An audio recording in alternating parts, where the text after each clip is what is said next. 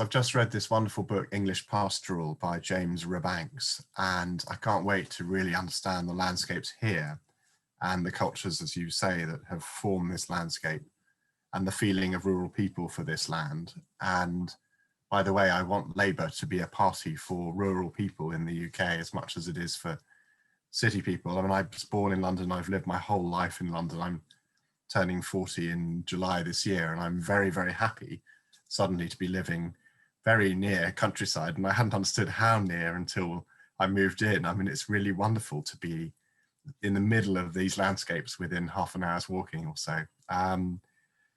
So I'm looking forward to being more tuned in to the landscape for the rest of my life, to really understanding its rhythms, the perspectives of rural people, their pride, their challenges that they face, their understanding of the landscape.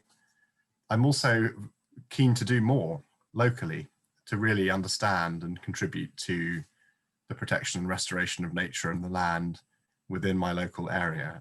So I think the Labour Party have got to be good at thinking through the so-called just rural transition. We think quite a lot about the just transition in energy, you know, US coal workers moving to renewable energy, or in India the same.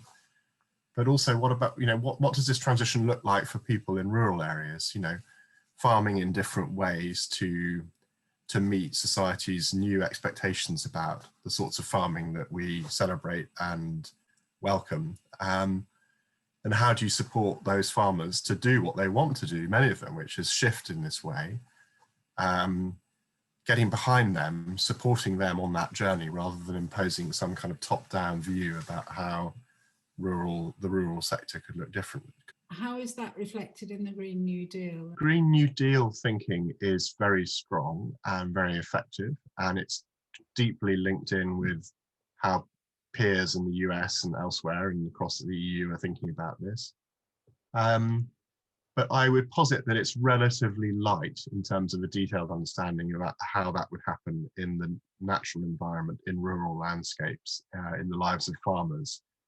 It's probably stronger on energy efficiency, renewable energy, the new jobs in the industrial future, green industrial future, and so on, and probably relatively light on, you know, what does it look like for an arable farmer around here or a mixed farmer to shift to the production of higher quality, better animal welfare meat in response to that market? What sort of market incentives do you need to have in place to reward a farmer for undergoing that journey?